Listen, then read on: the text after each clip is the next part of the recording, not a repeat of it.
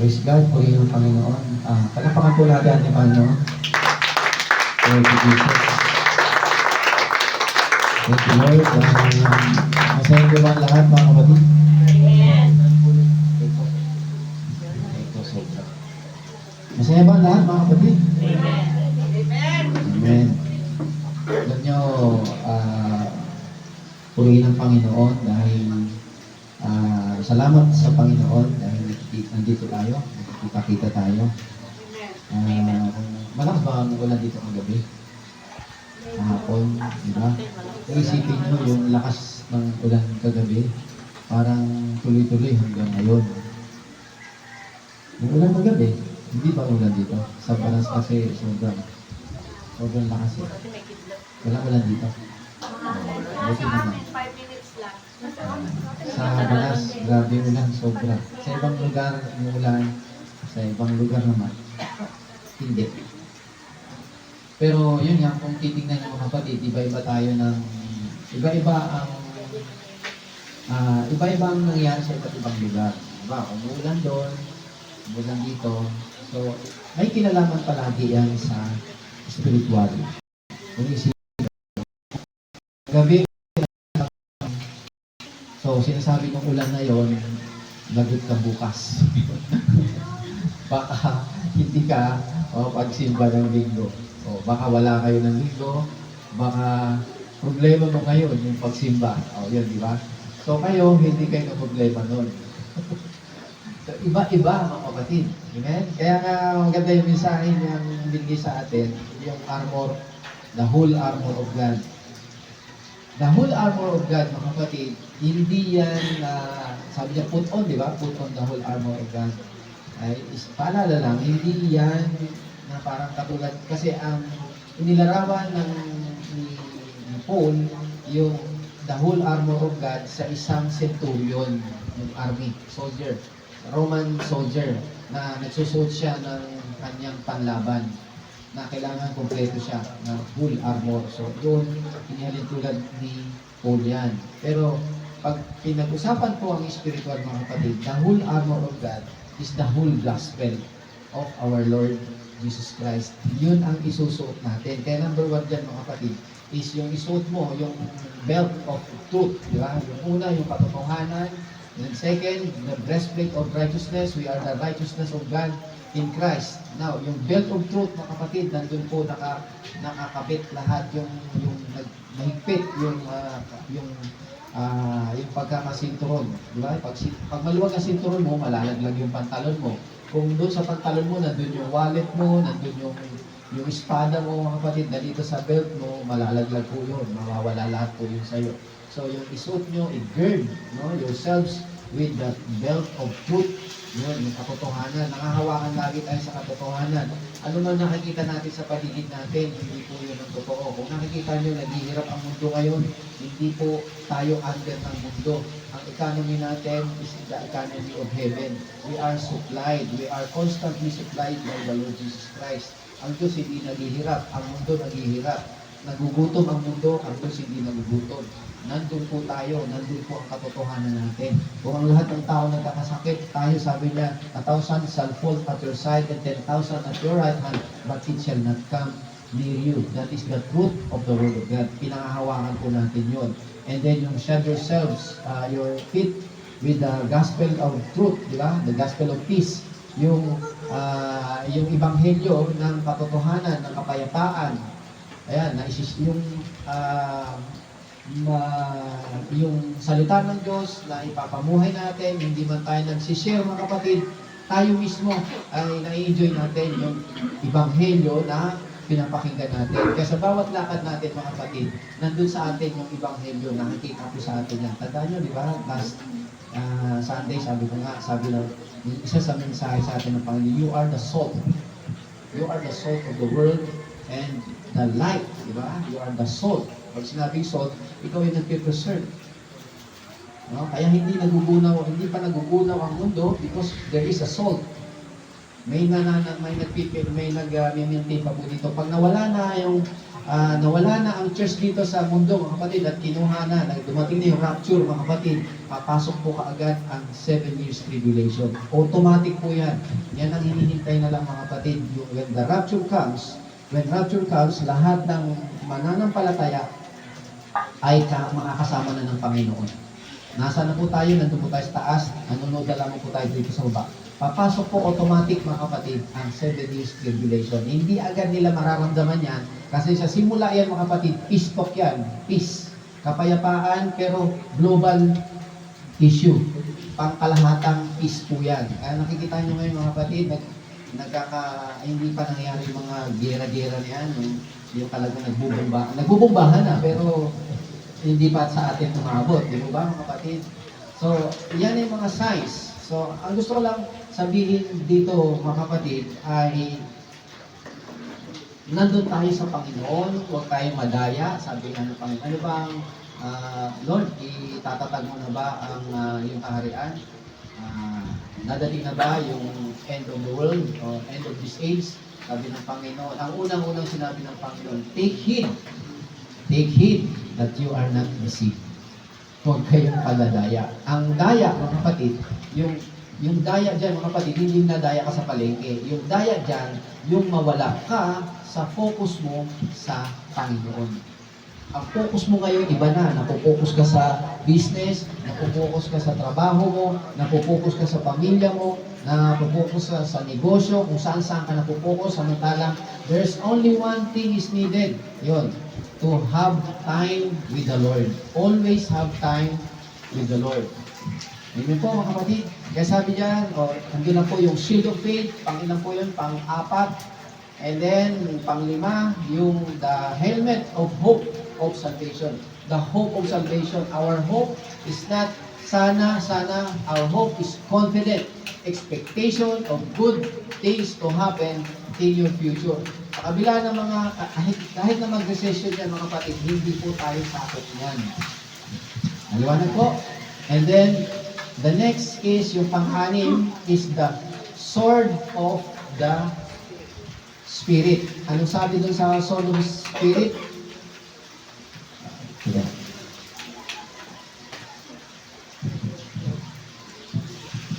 Take the helmet of salvation and the sword of the Spirit. Kasi, yung the sword of the Spirit, which is the Word of God.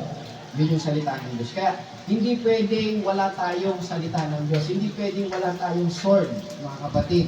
Kaya tayo nakikinig ng salita ng Diyos, hindi lang tayo basta-basta nakikinig ng salita ng Diyos. Yung salita ng Diyos na yan, mga kapatid, minimeditate po natin. Binubulay-bulay po natin yan.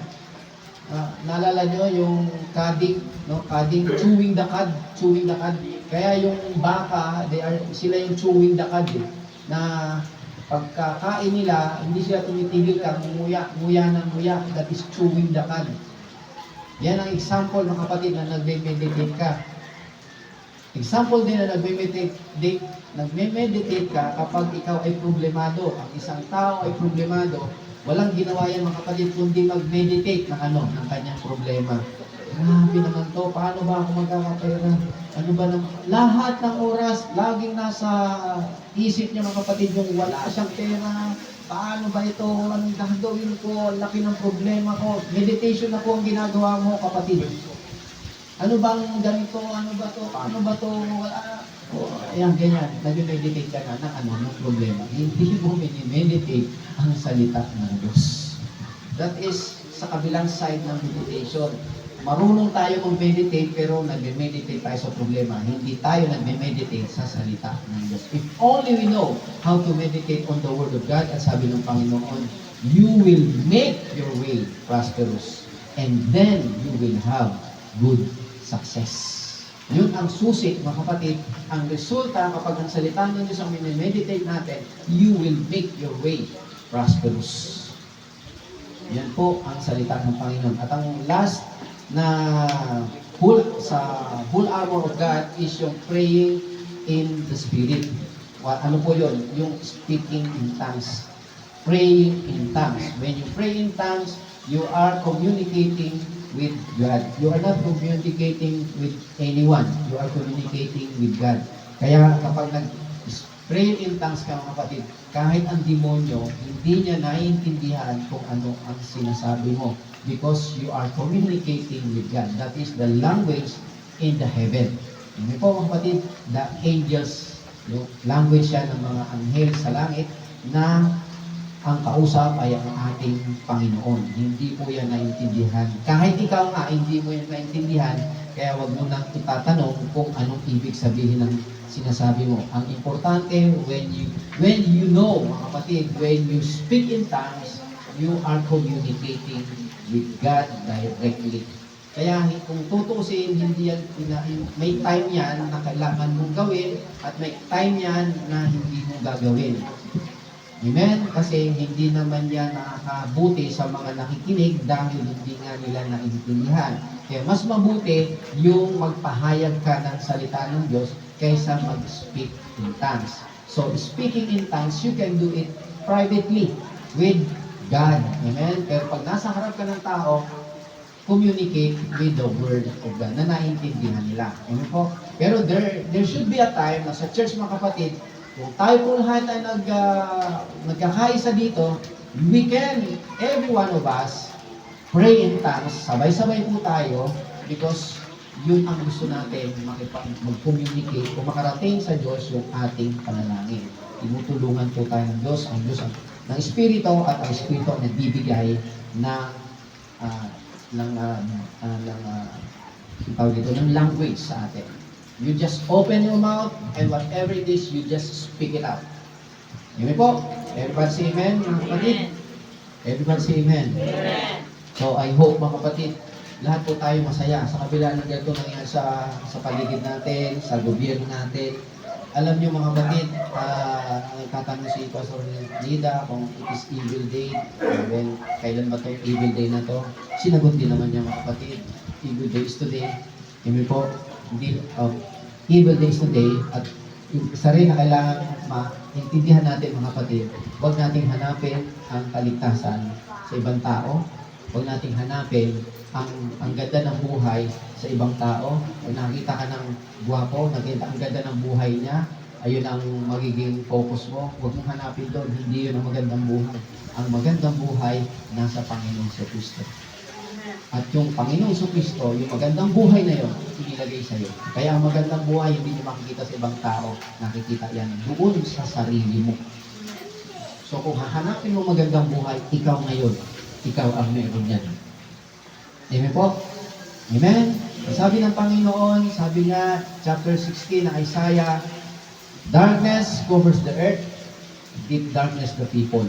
Yan ang nangyayari sa atin. Darkness covers the earth in terms, yung darkness na yan, in terms of morality. Nakikita natin yung moral ngayon, mababa. Kahit nga sa law, mga kapatid, nasisira na ang law. Yung mga lawyers ngayon, nag-aahoy-ahoy na kung sila.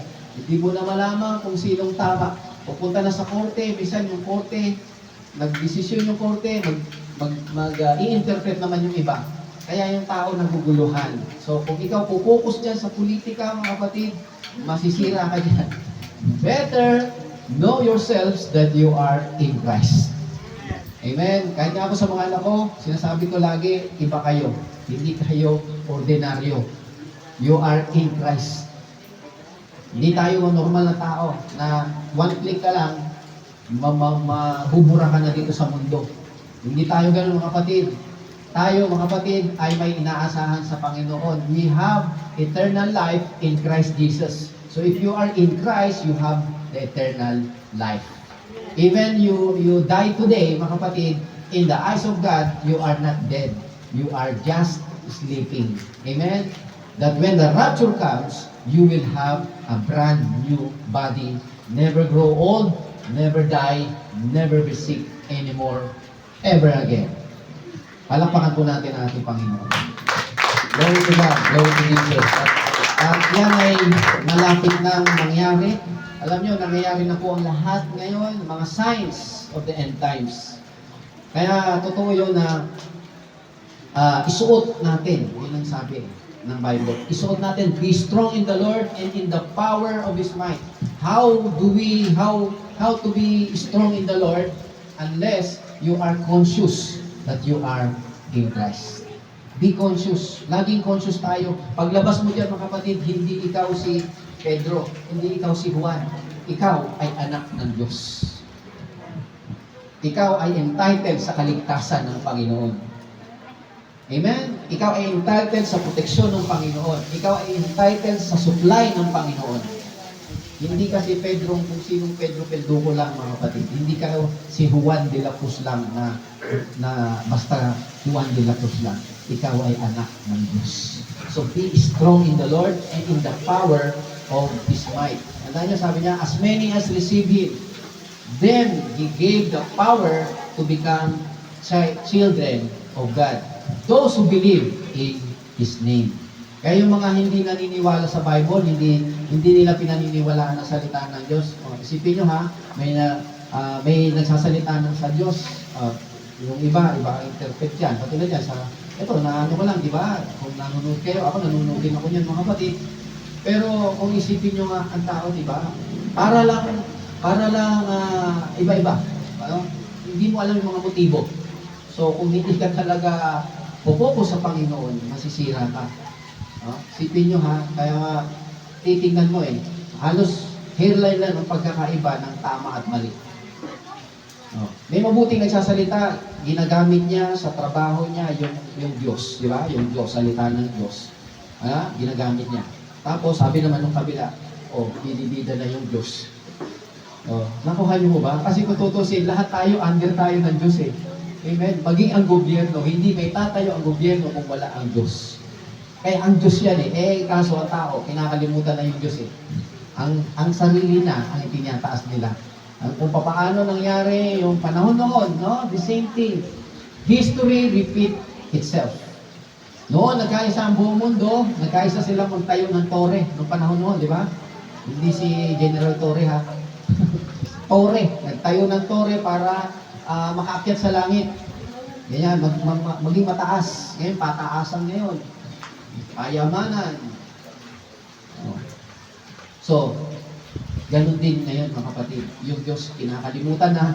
Akala nila may Diyos sila, pero ang Diyos sila nasa isip lang, wala sa puso. Tama? Amen? Kita niyo yung mga nasa mental, nasira na yung isip, pero may puso pa rin. Amen? Buhay pa rin sila. Ganun kahalaga yung puso mga kapatid. Yun yung nagbumotivate sa atin. Minsan nakalimot ka na, pero dahil yung puso gumagana sa'yo, hindi mo makakalimutan na meron kang isang minamahal. Palapakan muna natin ating Panginoon. Glory to Jesus. Pasalamat tayo sa Panginoon lagi, mga kapatid, and I want to thank every one of you na nandito ngayon. Salamat sa inyo. Isang malaking bagay yan, mga kapatid, na nagawa nyo sa araw na to para sa Panginoon. Marami ngayon ang uma-attend, gustong maka-attend. Isang araw na lang mga kapatid, gumagawa pa ang kaaway sa kanila para hindi sila maka-attend. It is, kaya sabi ko nga, sa pamilya ko, sinasabi ko, huwag niyong babaliwalain ang ating pananampalataya kasi meron tayong kalaban. Ang kalaban, sabi nga dito sa binasa natin, ang kalaban natin hindi flesh and blood, kundi principalities, powers, rulers of this age, spiritual host of wickedness in the heavenly places. Ito yung hierarchy ng kingdom of darkness. They are spirit being. Kaya magugulat ka, yung taong matino ngayon, bumabaliktad. Nagiging masama. Yung masama, babaliktad ulit, pabalik-balik. It is the spirit of deception. Amen po, kung hindi ka manghahawakan sa matuwid na paraan ng Diyos, at panghahawakan mo yung way ng sanlibutan, hindi mo makikita ang kalooban ng Diyos. Kaya mahalaga yung sinabi ng Panginoon kay Joshua, na bago siya pumasok sa Kanaan, mga kapatid, pangako ng Diyos yung Kanaan ngayon, pero hindi ibig sabihin na walang laban doon. May kalaban doon, mga kapatid. Binigay na ng Diyos yun, pero may kalaban pa rin doon. Hindi nawawala yung mga, di ba, yung Wall of Jericho, nandun po yun. Nandun po yung mga higante na kalaban nila, nahaharang sa kanila, kaya ano sabi ng Panginoon? This book of the law shall not depart from your mouth. Sabi niya, but you shall meditate in it day and night. Not just day, kundi day and night. 24 hours, meditate on this book. Anong klaseng instruction yun mga kapatid? Sasakupin mo yung Kanaan. Lalaban ka, nandun ang kalaban mo. Ang instruction sa ng Panginoon, meditate on this book. Ang resulta nito, you will make your way prosperous. And then you will have good success. Good success sa atin, hindi yung marami ka ng pera. Ang good success sa atin, hindi ka malayo sa pamilya mo. Ang good success sa Panginoon, mga kapatid, hindi yung wala kang oras sa Panginoon. You will always have time for the Lord. You will always have time to give. Pagsamba natin sa Panginoon. You will always have time to serve the Lord. Amen po? That is good success. Kapag nawala ka dyan, wala na yung good success mo. Success yan na yan ang sanlibutan. Amen? Mayaman, maraming pera, pero mahirap sa ating Panginoon. Amen po? Purihin po ang ating Panginoon. So, yun nga po, at purihin ang Diyos. Pasalamatan natin ang Panginoon. Wala tayong ibang gagawin kundi pasalamatan. Magpuri tayo sa Panginoon. Marami nang ginawang mabuti ang Diyos sa atin. Marami nang prinove ang Panginoon sa buhay natin, mga kapatid. Amen po? At isa yan, mga kapatid, na tayo ngayon ay nandito. Picture yan, mga kapatid, na tayo po ay nasa mabuting kamay ng Diyos at meron tayong nagagawang mabuti sa harapan niya. Amen, mga kapatid? Itong ginagawa natin, mabuti po itong ginagawa natin para sa Panginoon. Kaya magalak po tayo. Hindi dapat tayo nalulungkot na, dito na naman ako, ang init dito. Hindi, dapat magalak tayo. Kasi nakakagawa tayo ng mabuti para sa ating Panginoon. You are doing good. Amen po, mga kapatid? Amen. Purihin po ang ating Panginoon. Glory to God. At pagpapatuloy po ng pag-aaral natin, ang pinag-aaral natin ngayon, mga kapatid, binibigay sa atin ng Panginoon, is how to study the Word of God. How to spend time in the Word of God. Itong pinag-aaralan natin, mga kapatid, ito yung pinaka-kailangan natin na alam ko, at ito yung sinasabi dito sa atin, na ito yung magpapabago sa buhay natin. Amen? Hindi magpapagaling sa atin, magiging kung anong magaling na tao tayo. Hindi. Ito yung magta-transform ng buhay natin at ito yung bagay na paraan para tayo ay magpatuloy na lumago sa ating Panginoon. Sa paraan na tayo po ay marunong mag-spend time in His Word. Marunong tayong magbasa, marunong tayong mag-aral ng salita ng Diyos. Ano sabi ng Panginoon? Mawawala ang langit at lupa. Lahat na ito, nakikita natin, mawawala po yan. Ngunit, ang kaliit-liitang salita ko ay hindi magkakabula. Amen? Yakapin mo na yung mundo mo, yakapin mo na yung lupa mo, mga kapatid. Kung wala sa iyong salita ng Diyos, mabubura po yan. Ang salita ng sabi niya, hindi magkakabula. Mawawala lahat ng yan. Pero ang kaliit-liitang salita ko, hindi po yan magkakabula.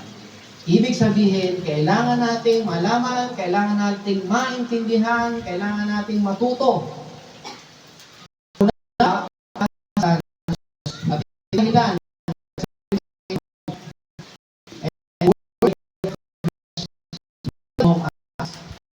yun po, ito po yung ating Kristo. Siya yung salita. In the beginning was the Word, and the Word was with God, and the Word was God. So, nagsimula ang Diyos sa salita, ang salita ay Diyos, kasama ng Diyos ang salita, at ang salita ay Diyos. Kaya kung gusto nating lumahapit sa Diyos, makinig po tayo ng salita ng Diyos. Amen? Hindi siya salitang Diyos-Diyos lang, mga kapatid. Hindi po, yan. Walang basihan po yan. Unless, alam mo ang salita ng Diyos, nangahawakan ka sa salita ng Diyos. Ito po ating Bible. Kaya ito po, tinuturo po sa atin to. Amen po? Amen? So maraming principle na tinuturo sa pag-aaral ng salita ng Diyos. Maraming mga principles, mga kapatid. Pero regardless do sa mga principles na yun, ang isang kailangan natin para matuto tayo sa salita ng Diyos is to have a hearing heart, a humble heart, teachable heart. Maging teachable po tayo. Magkaroon po tayo ng humble heart. Na kapag nakikinig tayo ng salita ng Diyos, mga kapatid, tinatanggap natin to. Teachable po tayo, nakikinig po tayo, humble po tayo, pinakikinggan po natin. Masakit man yan o hindi, pinakikinggan po natin, pinapapasok po natin yan. Hindi tayo namimili ng salita na, ay gusto ko yung mabuti lang, ay gusto ko yung maganda lang. Amen? Hindi po tayo ganun.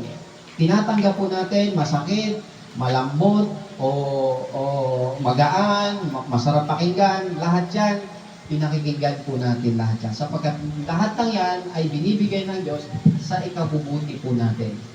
Teachable heart and humble heart. Amen? Kaya sabi dito mga kapatid, study the word to prove yourself approved. To prove yourself approved.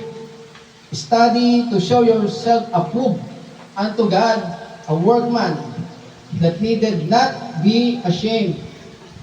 Yung workman dito mga kapatid, lalo-lalo na po sa mga leaders, workmanship o workman, yung mga leader, if you are associate pastor, elder, or deacon ka na sa church mga kapatid, you are a workman, you should study to show yourself approved with dignity.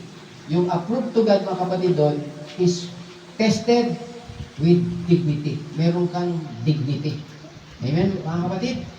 At ang sabi dito, rightly divide the word.